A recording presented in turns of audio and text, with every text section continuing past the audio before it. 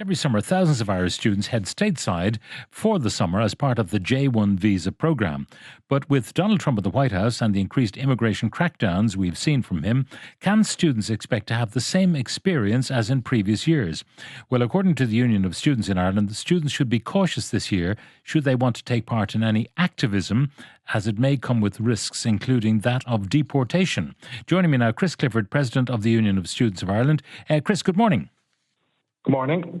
So, what are you hearing about these warnings? Who is sounding them? Well, it's coming directly from students that are planning to travel abroad and go on a J1 in the coming months. And they're expressing fear and concern about what if they do end up going over to America and end up getting detained. And that's something that we really don't want to see. All right, so there is a direct warning from the Trump administration, is there, that incoming students should not be involved in any kind of activism? Yeah, that's it. And look, the Taoiseach made his comments. I think the conversation of if students involved in activism isn't a thing that really correlates with J1, it's an unfair statement because it shouldn't matter.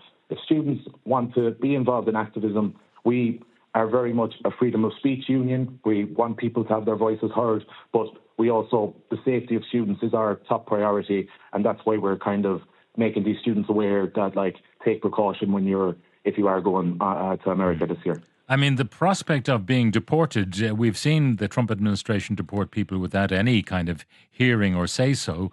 So if they decide that one Irish student, fetching up at the back of a rally which is pro-Palestinian or something like that, and that student is stopped by the police, that student could end up on a plane. Yeah, and that's something, while we support students' rights activism, we urge caution and awareness about these potential consequences. So we really want to ensure that students are informed and they're aware of what's going on. And we are calling on both the Irish and US governments to provide clarity and transparency regarding students' rights on the J1 visa.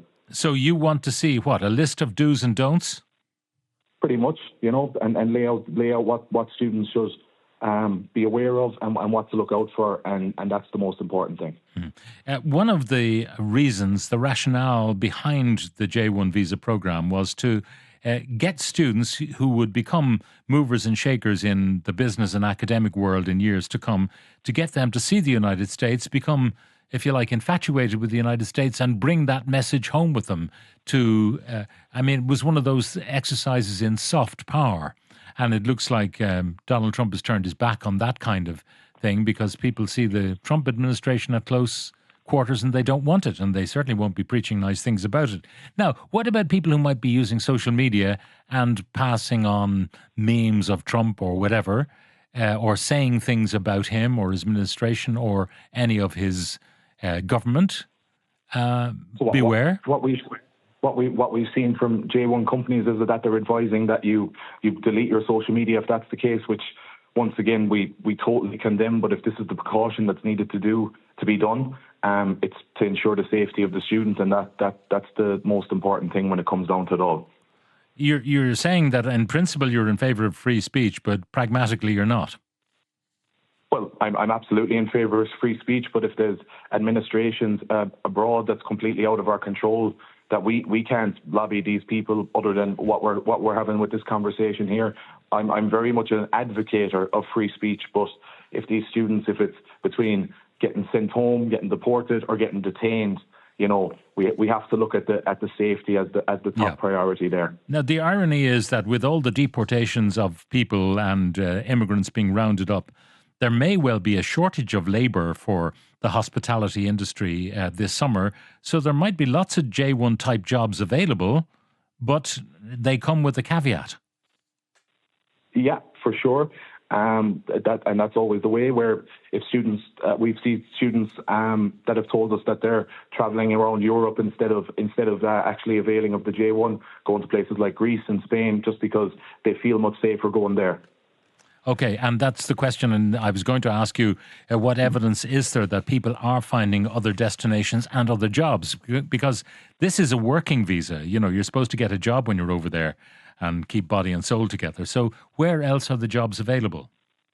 Yeah, I suppose, look, the J1 visa, it's not only a work and travel program, but it's also a culture exchange, and it encourages global engagement and open dialogue, which is great in the world that we live in now.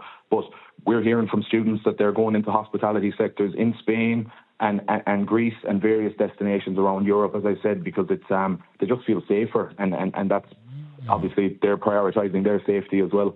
Some of the comments coming in: if students want to come and be involved in disruptive protests, you'll find yourself being shipped home. We are not importing disruptive students any longer. Sorry, says that texter, who clearly is a US resident.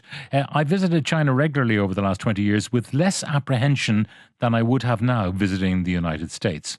Another one: Irish students are guests in America. No Irish student should be supporting Hamas while in the US. If they do, they should be deported. No ifs, no buts. What do you say?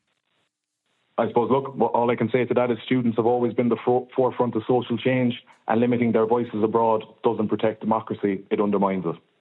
All right, Chris, thank you very much for joining us. That's Chris Clifford, who's president of the Union of Students in Ireland.